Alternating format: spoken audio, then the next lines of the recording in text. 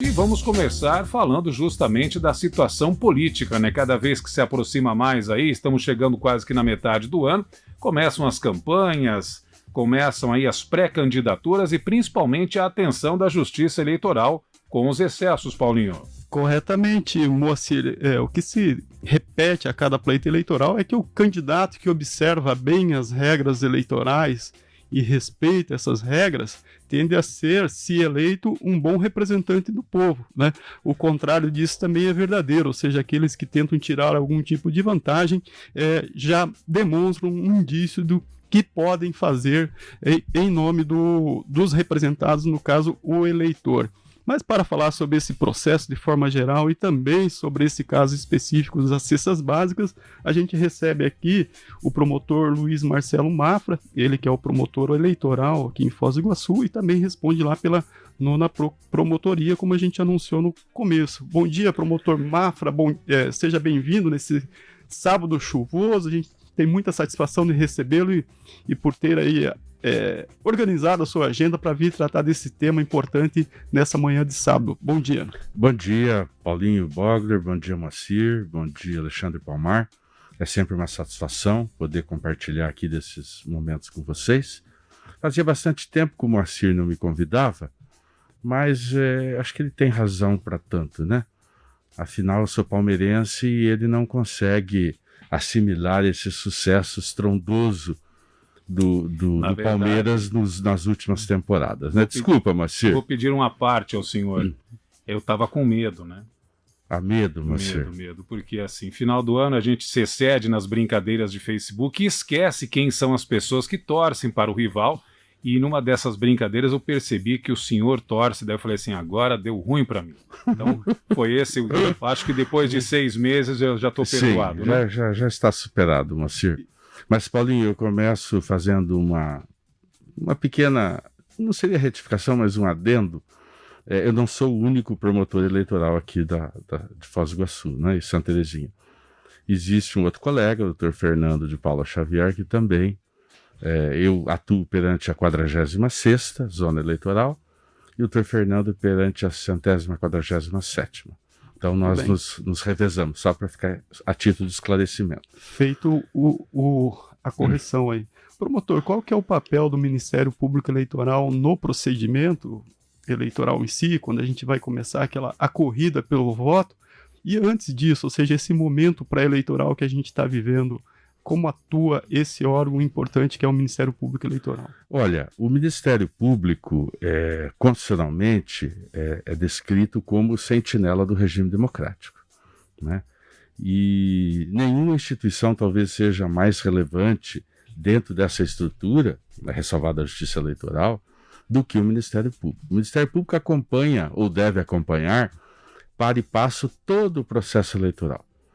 Hoje, para você ter uma ideia, nós quinzenalmente recebemos dos cartórios eleitorais a relação de todos os novos alistamentos e transferências realizados naquele período, para que a gente possa eventualmente conferir e, se for o caso, adotar todas as providências.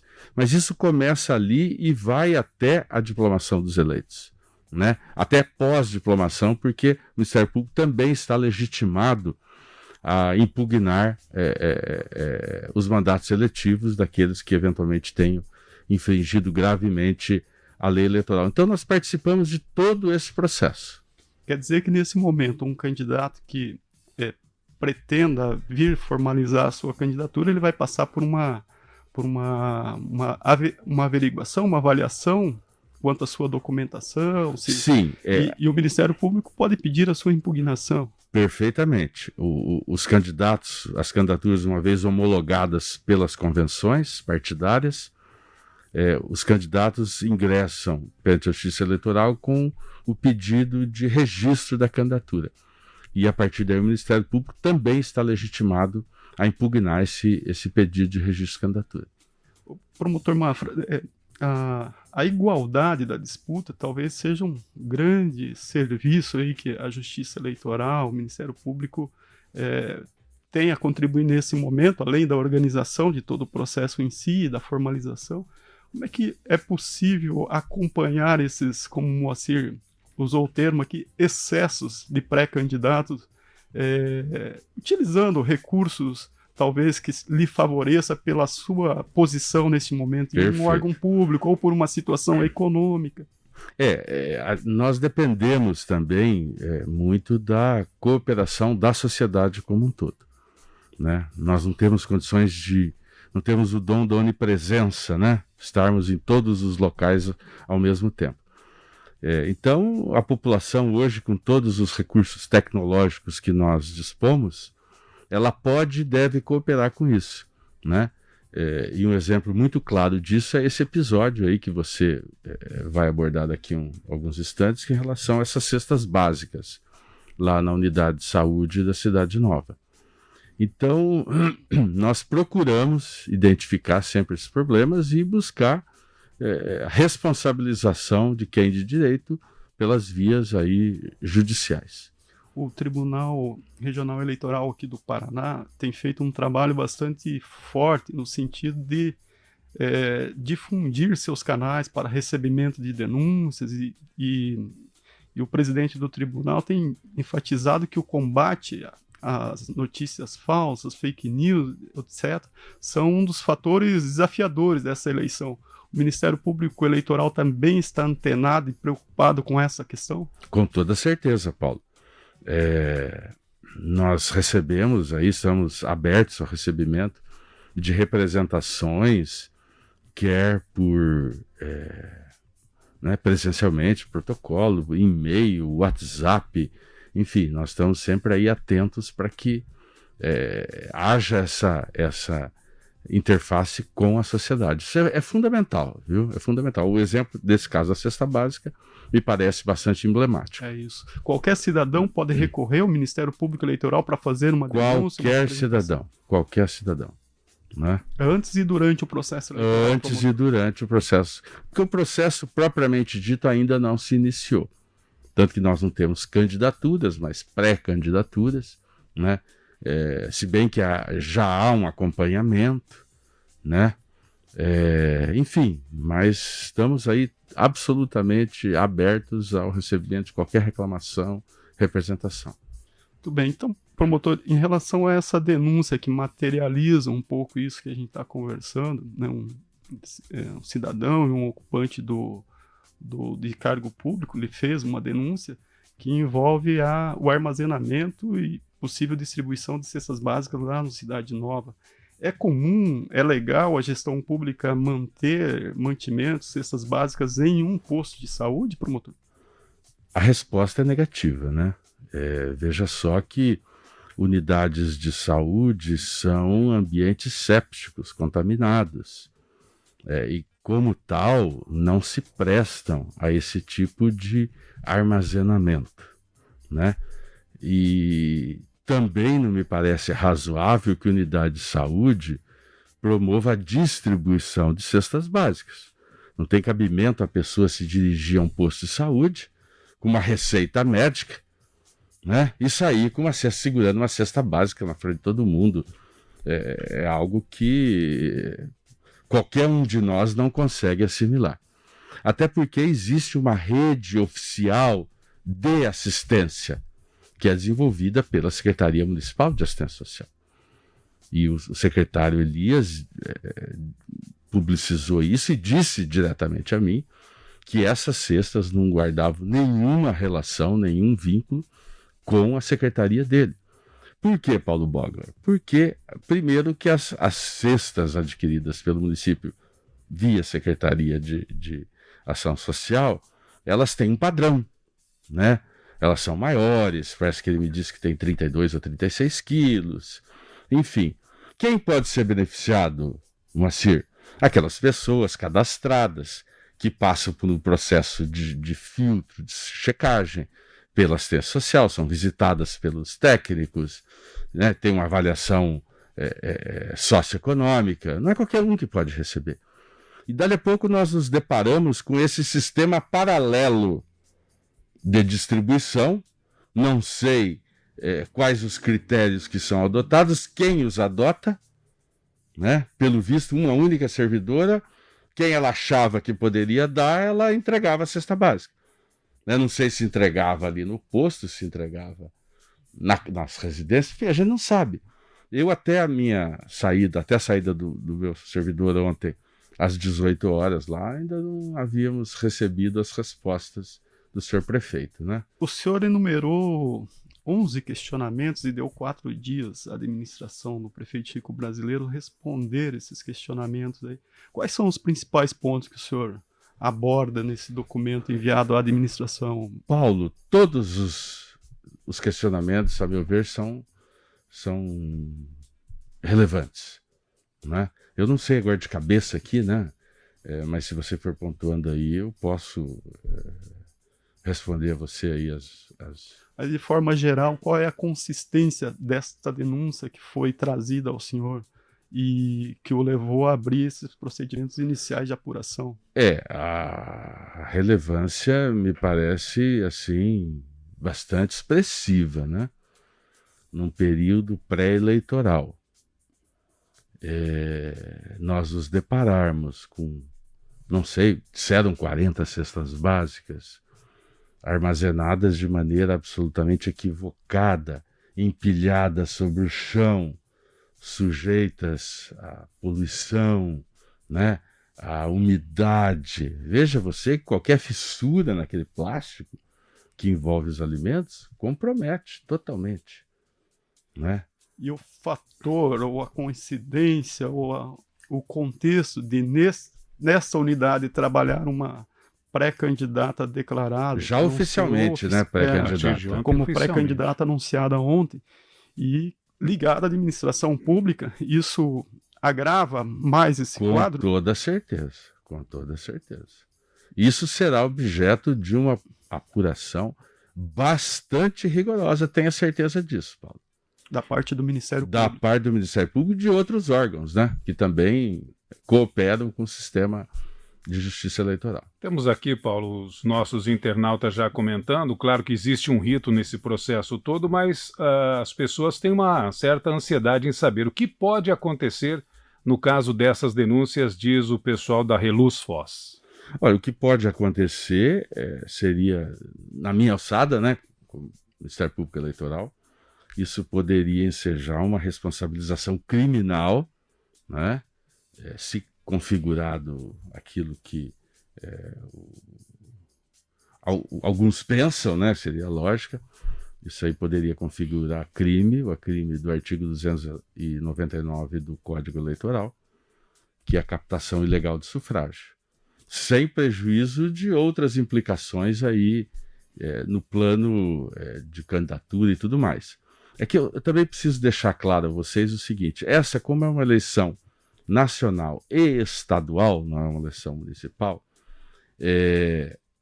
ao promotor eleitoral de primeiro grau compete a deflagração da persecução penal em relação aos crimes eleitorais, respeitadas as prerrogativas de foro, né, no caso do prefeito, enfim. Mas se verificada alguma irregularidade, ilegalidade que possa ensejar uma impugnação de registro de candidatura, ou de impugnação do mandato eletivo, aplicação de multa por propaganda irregular, isso foge à nossa alçada. Eu devo remeter essas informações à Procuradora Regional Eleitoral, e isso se dá no âmbito do Tribunal Regional Eleitoral. Certo. E em relação aos procedimentos dessa apuração, promotor, quais serão os próximos passos agora, né? O senhor fez uma formalização daquelas indagações iniciais que o senhor aponta. É possível que sejam convocados esses agentes públicos, o prefeito, a ex-secretária Rosa Jerônimo, para oitivas no Ministério Público? Como é que vai ser esse processo a partir de agora? Perfeito, Paulo. Eu, como disse, eu estou no aguardo, né? Até ontem estive aguardando, que era o último dia do prazo, a resposta àquelas minhas indagações.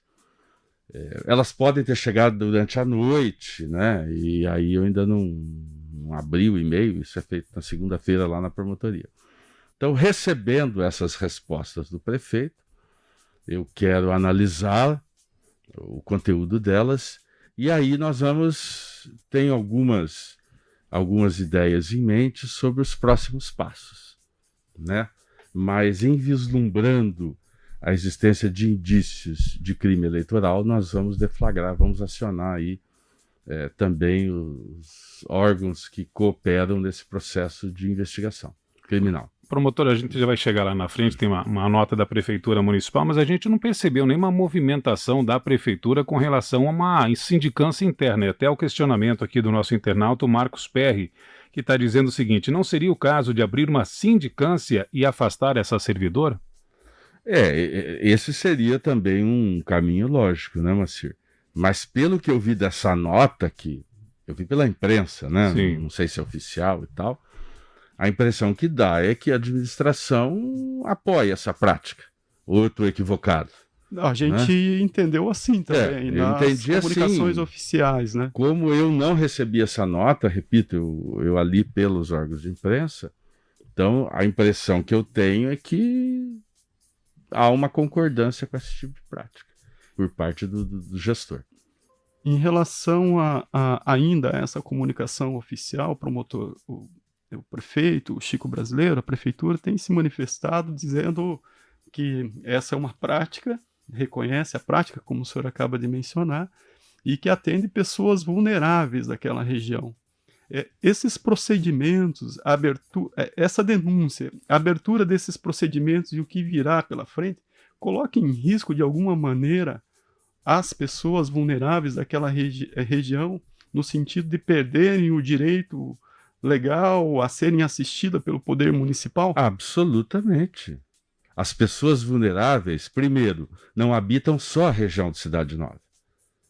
Porque eu não tenho informação de que outras unidades básicas de saúde também adotam esse tipo de prática. Pelo menos nem essa nota que o município apresentou me desmente, né? E os vulneráveis serão atendidas em consonância com as regras oficiais, via Secretaria Municipal de Saúde de Assistência Social. Não vejo nenhum prejuízo, né? Não vejo nenhum prejuízo. Até se houver, o Ministério Público também deve ser acionado. Até porque esse atendimento, conforme a legislação, garante uma transparência para que a sociedade veja o que está acontecendo, a quem se destina determinado benefício, e o cidadão que, por algum motivo, não tem o direito a esse benefício, ele tem um procedimento formal para recorrer a ele, garantir o seu direito. Com certeza, porque, como diz, nós estamos às cegas. O processo naquela unidade, esse tipo de distribuição, está sendo guiado ao talante de uma única pessoa, que seria aquela assistente social. Então ela recolhe, não sei, eu estou aqui dizendo, conjecturando com base naquilo que até ela gravou um vídeo, né? Foi postado aí nas redes sociais.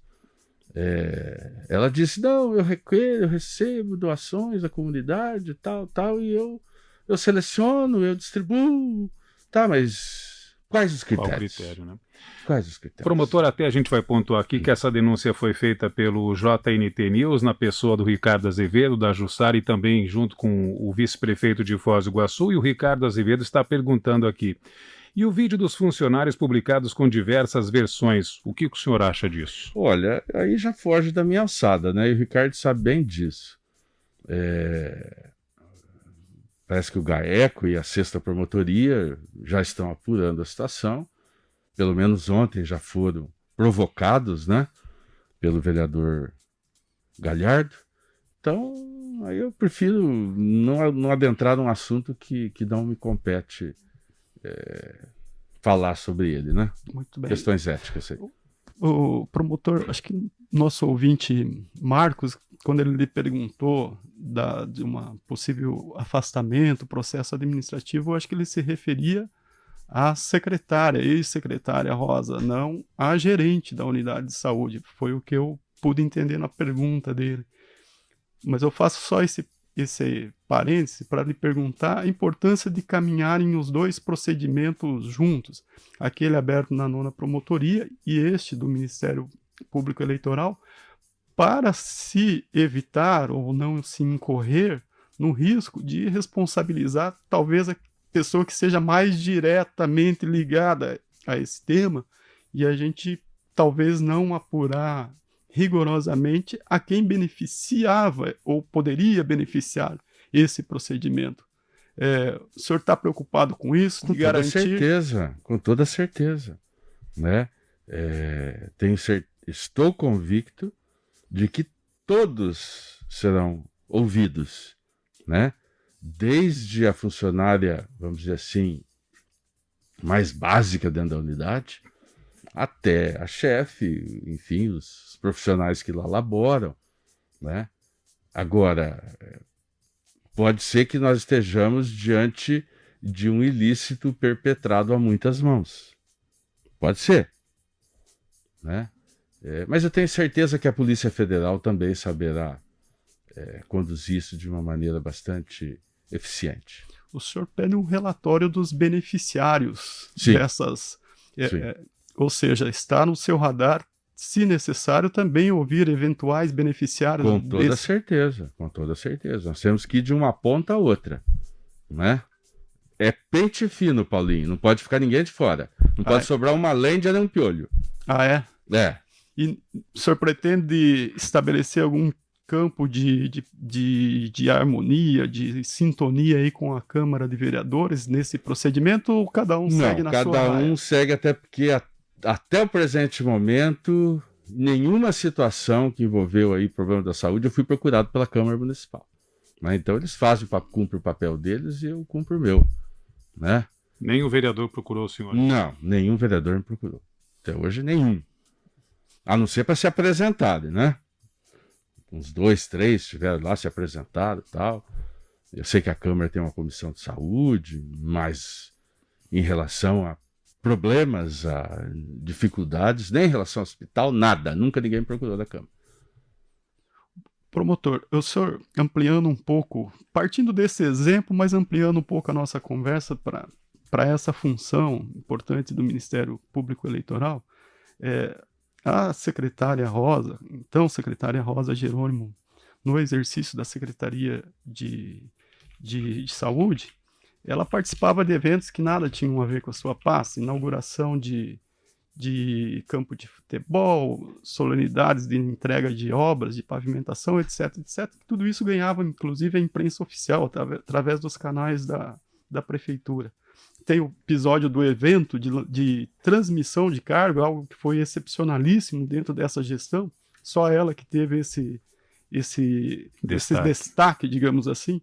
Mas eu faço essa introdução para lhe perguntar, esse tipo de situação que parece que a lei não atinge, essas pessoas agindo assim, utilizando essa estrutura estabelecida, não infringe legalmente um dispositivo específico? Ainda não, então, Paulinho. Qual é a dificuldade do Ministério Público frente a isso, para evitar o uso eleitoreiro? Essa é uma dificuldade que existe, porque a lei estabelece prazos, né?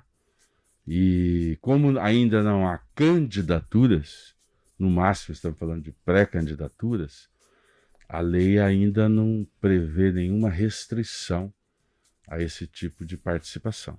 Né? Então, fica não há muito assim o que fazer. Fica mais ao critério da opinião pública. Da opinião pública fazer o seu julgamento. E o eleitor tem que ter esse julgamento no momento de avaliar as suas escolhas, de entender quem corre dentro daquilo que a legislação prevê, que estabelece uma candidatura dentro daquilo que, digamos, seja democrático e não avance o sinal. É um fator de decisão, eu acho que uma orientação que você pode dar ao eleitor. Todos os fatores devem guiar a decisão de cada eleitor.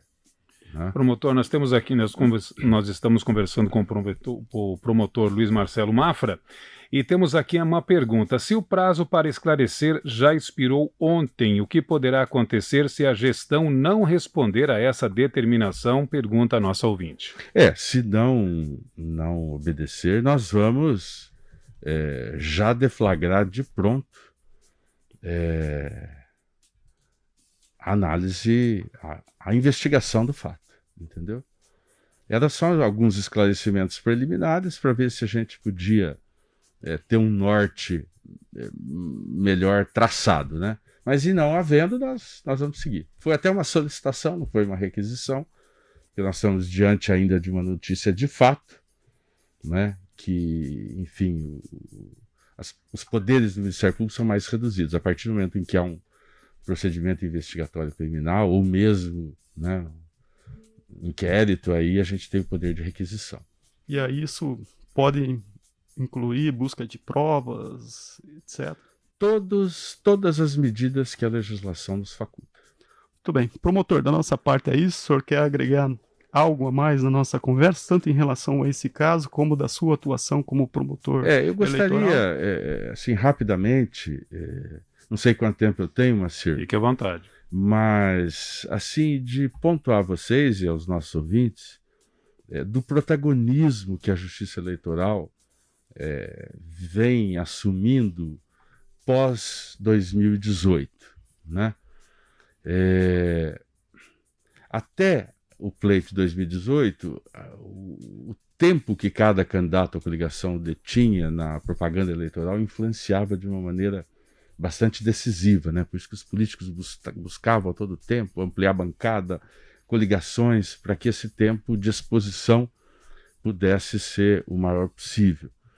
Na eleição de 2012, houve uma mudança total de paradigma, né? A partir das redes sociais.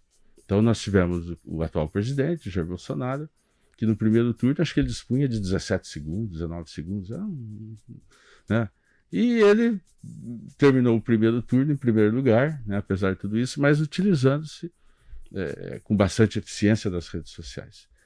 E isso fugiu ao controle da Justiça Eleitoral, né? Distribuição em massa de aqueles robôs, né? Enfim. E assim aumentou também, não estou dizendo da parte dele absolutamente, mas nós temos notado aí um incremento de fake news em rede social. E isso entrou no radar da Justiça Eleitoral, né? E o Tribunal Superior Eleitoral vem adotando assim uma postura de inflexibilidade em relação a esse tipo de postura, né? Principalmente fake news. Tanto que, exemplarmente, ele acabou cassando o mandato do deputado Fernando Francischini por ter, no dia da eleição, feito um áudio, né? Colocando em dúvida aí a segurança das urnas eleitorais e tal. Então a gente avizinha neste ano, Moacir e ouvintes, esse vai ser o foco, né? Todas as informações passarão pelo sistema de checagem e tal, e as punições serão exemplares, né? Então a gente tem que estar muito atento, Paulo, a toda essa movimentação. Muito bem. Promotor, a gente agradece a sua participação, os esclarecimentos que trouxe aqui. O Alexandre me avisa de algo aqui. Alexandre, só um minutinho. Enquanto você localiza, a gente quer agradecer a grande audiência aí das pessoas que estão participando. São muitas perguntas, né? Todas elas serão dirimidas e com certeza falando dessa situação que chamou a atenção não só de Foz do Iguaçu e também de todo o nosso estado do Paraná. Os internautas questionando essa questão de produtos alimentícios estocados em rede de saúde pública, se isso é crime ou é fato e o que será feito, o promotor já comentou com a gente por aqui. E essa contradição, né, Paulinho, que no tempo da pandemia, tantas restrições com relação a supermercados, transmissão de coronavírus para lá, transmissão de coronavírus para cá, e hoje o alimento que é dado para essas pessoas que procuram a subsistência colocado no chão de uma unidade de saúde. Isso, e talvez, né, a denúncia e a apuração dela vai nos mostrar isso, podendo ser utilizada como um instrumento político, né, ou seja, um cabresto eleitoral. É mais grave ainda. Bastante grave. Mas a pergunta e a última para o promotor Mafra vem de um ouvinte. Ele pergunta, o senhor acaba de mencionar esse combate duro que a Justiça Eleitoral, o Ministério Público vai fazer em relação às fake news. Nesse caso da denúncia feita com as informações que foram lhe prestadas, o senhor vê fake news nessa denúncia? De modo nenhum. Veja só, a denúncia está fundamentada em um vídeo que foi gravado, né? Nele aparecem não só os denunciantes, mas a chefe, a gerente da unidade, né? O vice-prefeito se portando de maneira bastante cordata, educada, sem nenhuma truculência, violência ou coisa do gênero. Não vejo nenhum traço de fake news nisso. Fake news é mentira, é notícia falsa. As cestas não estavam lá? Estavam. Ele não é vice-prefeito? É. Ele pode adentrar nas instalações da Prefeitura Municipal? Evidente que sim. Os comunicadores também podem, né, dentro daquilo que é permitido pela legislação. Dentro daquilo que é permitido. Mas no caso ali, o protagonismo foi do vice-prefeito. Correto. Promotor Mafra, muito obrigado. Agradecemos aí ter vindo, dividido esses esclarecimentos, e a Rádio Clube, o programa, por mais que a gente tenha que mediar esse Corinthians e Palmeiras aqui, o senhor pode voltar sempre com mais informações e atualizando esse caso e também a sua atuação, que tende a se intensificar a partir de agora à frente do Ministério Público. Com toda certeza. E esse é só o começo. Eu sempre deixo o recado aos candidatos, às pessoas envolvidas.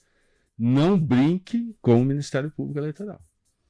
Tá dado o recado, então. Tá bom? Muito obrigado. Eu que agradeço mais uma vez aí a confiança e a audiência de todos. É isso, Moacir, é contigo. A gente agradece a presença aí do nosso querido promotor Mafra, mas a Prefeitura Municipal também tem o seu lado, dizendo o seguinte: ela publicou no site institucional do município uma nota afirmando que o prefeito Chico Brasileiro repudiou o que considera ser, abre aspas, o uso político da espetacularização do denuncismo em relação à entrega de cestas básicas à população vulnerável do Distrito Norte.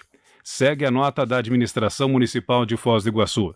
Na sexta-feira, dia 19, um grupo de pessoas de forma truculenta invadiu a Unidade Básica de Saúde da Cidade Nova e as salas da unidade à procura de flagrantes de um trabalho realizado já há algum tempo em parceria com servidores da saúde, empresários e comunidade da região.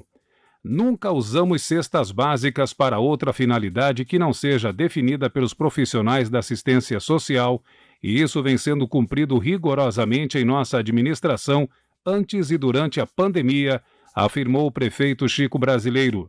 Não foram apresentadas provas de que essa determinação tenha sido descumprida. Inclusive, os profissionais fazem um relatório dessas ações e adicionam as informações às fichas dos pacientes que receberam essas doações. Complementa, então, a nota da Prefeitura Municipal de Foz do Iguaçu, Paulo Bogler. É isso aí, o procedimento aí de investigação vai apurar, né, o que a gente pôde ver nos vídeos. Essa coisa da truculência não existiu, não houve, as imagens são claras e objetivas, e o que a gente espera e confia agora é claro que a Justiça, a promotoria faça o seu papel, a Câmara de Vereadores, que anunciou também abrir um procedimento, faça o seu papel, para que a gente chegue à verdade dos casos, Moacir. Isso aí, estaremos de olho acompanhando todas essas informações, e também a gente pontua aqui que a questão do telhado, né, denúncia feita que homens do patronato, né, estariam trabalhando na casa do prefeito de Foz do Iguaçu, não compete aqui ao doutor Marcelo Mafra, é outro promotor que está cuidando do caso. Alguns ouvintes estão questionando essa situação. Como é que chama o promotor lá, doutor Mafra, que está cuidando? São dois colegas. O colega da Promotoria de Defesa do Patrimônio Público, o doutor Marcos Cristiano Andrade. Isso. E do GAECO, o doutor Tiago Lisboa. Muito bem, muito obrigado. Então, não cabe aqui as respostas do promotor Mafra, é uma outra situação que em breve também tanto a Rádio Clube e a H2 Foz vão trazer aqui no Marco Zero, não é isso, Paulo? Isso, Moacir. Marco Zero, onde tudo começa.